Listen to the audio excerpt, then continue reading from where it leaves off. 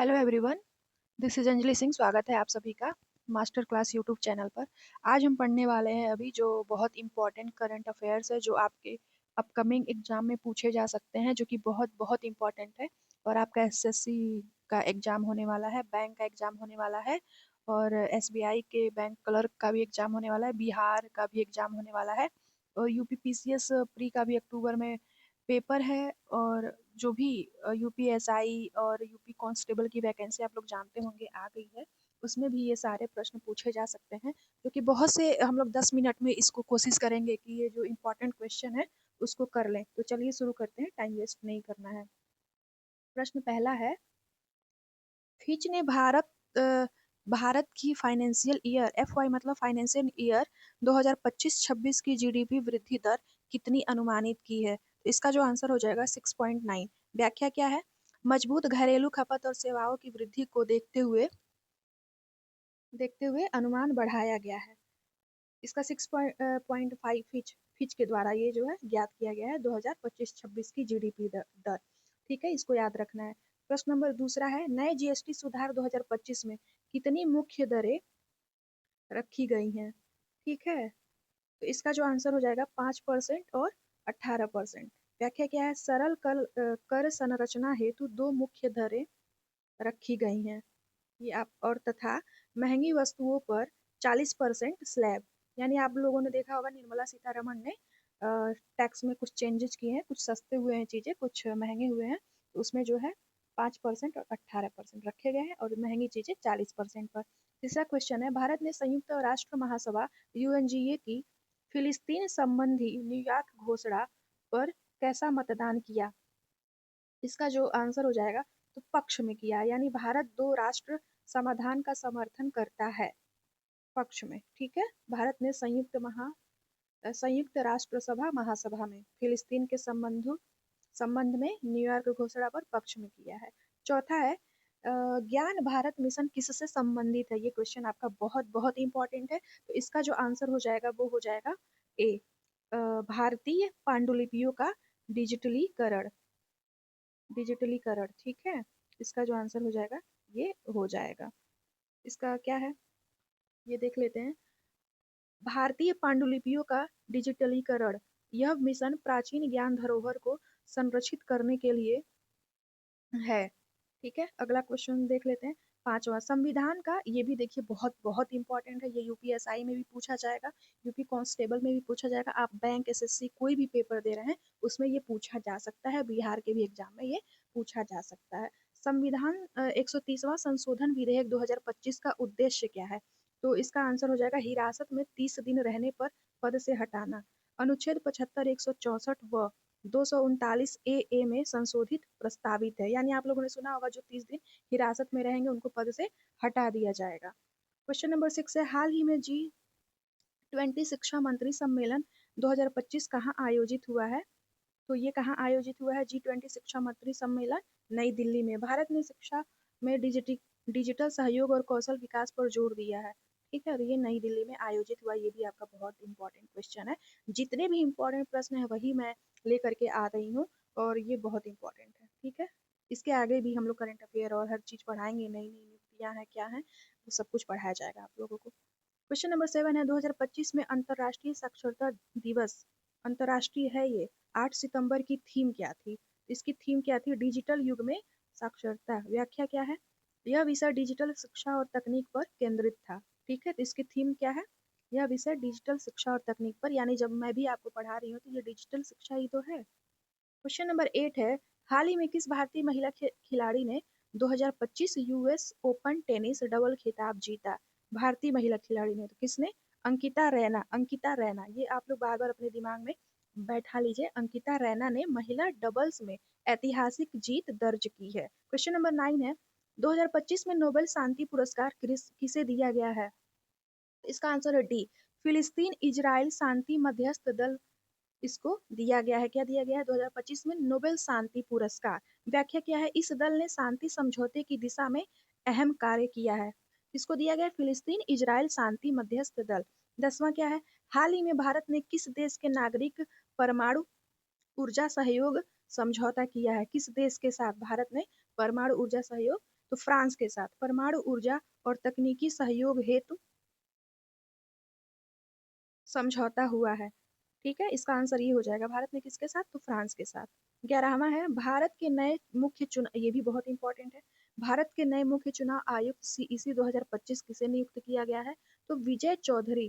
ठीक है, विजय चौधरी 2025 में राष्ट्रपति ने नियुक्त किया। साथ में आपको ये भी याद रखना है कि कौन नियुक्ति करता है, भारत के नए मुख्य चुनाव आयुक्त की नियुक्ति कौन करता है, तो राष्ट्रपति करता है। किसे किया गया है, तो विजय चौधरी को किया गया। क्वेश्चन नंबर 12 है, ग्लोबल इनोवेशन इंडेक्स 2025 में भारत की रैंक क्या रही है, ग्लोबल इनोवेशन इंडेक्स में, तो इसकी रैंक है 35। भारत ने लगातार नवाचार में सुधार किया है और जो इसकी रैंक है वो 35 है। ठीक है, और अगला क्वेश्चन है, आर्टिफिशियल इंटेलिजेंस मिशन ज्ञान सेतु किस मंत्रालय ने शुरू किया है, आर्टिफिशियल इंटेलिजेंस मिशन ज्ञान सेतु किस मंत्रालय ने किया है, तो इलेक्ट्रॉनिक्स व आईटी मंत्रालय। व्याख्या, इसका उद्देश्य क्या है, एआई आधारित नवाचार को बढ़ावा देने के लिए ये किया गया है। ठीक है, इलेक्ट्रॉनिक्स व आईटी मंत्रालय ने आर्टिफिशियल इंटेलिजेंस मिशन ज्ञान सेतु को शुरू किया है। ठीक है, ज्ञान सेतु किसने, आर्टिफिशियल इंटेलिजेंस मिशन।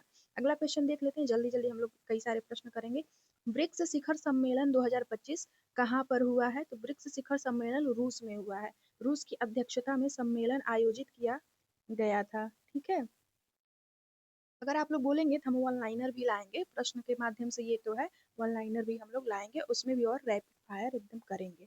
भारत का पहला ग्रीन हाइड्रोजन कॉरिडोर किस राज्य में शुरू हुआ है, तो गुजरात में। आप लोगों ने न्यूज में सुना ही भी होगा, तो इसका आंसर हो जाएगा ऊर्जा संक्रमण व स्वच्छ ऊर्जा हेतु ये पहल स्टार्ट किया गया है, यानी कि प्रदूषण को कम करने के लिए हाइड्रोजन कॉरिडोर शुरू किया गया है, ग्रीन हाइड्रोजन। ये कहाँ पर हुआ है, भारत का पहला है ये ध्यान में रखना है, भारत का पहला ग्रीन हाइड्रोजन गुजरात में। ठीक है, क्वेश्चन नंबर 16 है, हाल ही में जारी ग्लोबल हंगर इंडेक्स 2025 में भारत का जो स्थान है वो क्या है, भारत की रैंक क्या रही है ग्लोबल हंगर इंडेक्स में, ये भी बहुत इंपॉर्टेंट है, तो 115। खाद्य सुरक्षा और कुपोषण अभी भी चुनौती है भारत के लिए। भारत में देखिए अनाज इतना सरकार दे रही है लगभग 70-80 करोड़ लोगों को, फिर भी अभी ये स्थिति है, और पता नहीं ये कैसे रिपोर्ट बनाया जाता है कि सबको राशन मिल रहा है, फिर भी देखते हैं क्या होता है। अगला क्वेश्चन है, तो 115 आप लोगों को याद कर लेना है। प्रश्न नंबर 17, 2025 में पद्म विभूषण से किस स्वतंत्रता सेनानी को मरणोपरांत सम्मानित किया गया है, पद्म विभूषण से स्वतंत्रता सेनानी को। ठीक है, 2025 में, तो अरुणा आसफ अली। अरुणा आसफ अली ने क्या किया था, जब आजादी की लड़ाई चल रही थी तो उन्होंने एक रेडियो में काम किया था, इसलिए उनका नाम आया है।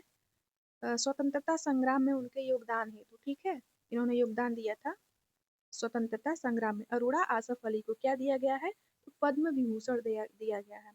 प्रश्न नंबर 18, 2025 का यूनेस्को विश्व विरासत स्थल घोषित नई भारतीय साइट कौन सी बनी है, ये नई भारतीय साइट विश्व विरासत स्थल यूनेस्को ने किसको घोषित किया है, अयोध्या शहर क्षेत्र, यानी धार्मिक व ऐतिहासिक महत्व को देखते हुए अयोध्या को घोषित किया गया है।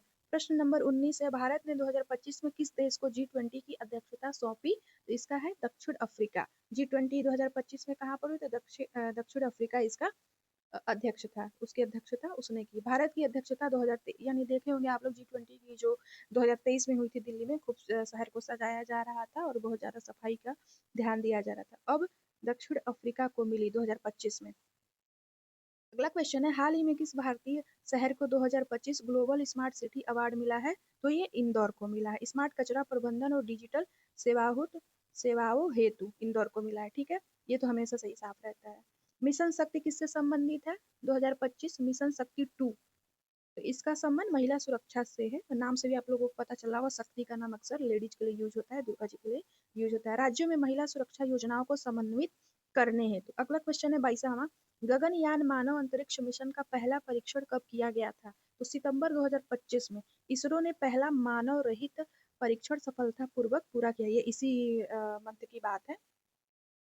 ठीक है, अगला क्वेश्चन है, भारत ने हाल ही में किस देश के साथ रूपी ट्रेड एग्रीमेंट किया, तो श्रीलंका के साथ। द्विपक्षीय व्यापार को स्थानीय मुद्राओं में बढ़ावा देने के लिए भारत ने श्रीलंका के साथ रूपी ट्रेड एग्रीमेंट किया।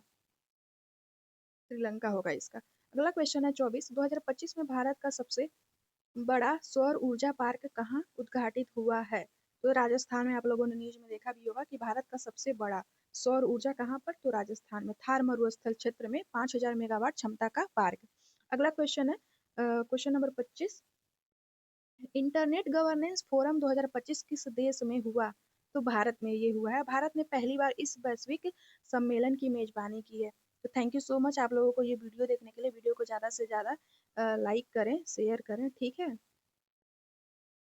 और चैनल को सब्सक्राइब कर लें। आप लोगों को करंट अफेयर या फिर कोई भी जीके जीएस का क्वेश्चन है, वन लाइनर आप लोगों को चाहिए तो वो भी आप लोग बता सकते हैं। अगर डिटेल में चाहिए तो वो भी, और अगर ऑप्शन में चाहिए तो वो भी, सारे टॉपिक आप लोगों को पढ़ाए जाएंगे। और सीटेट और टेट से रिलेटेड कोई थियरी है या प्रीवियस ईयर पेपर है, वो भी आप लोग कमेंट कर सकते हैं, वो सब भी इस चैनल पर पढ़ाया जाएगा। Thank you so much.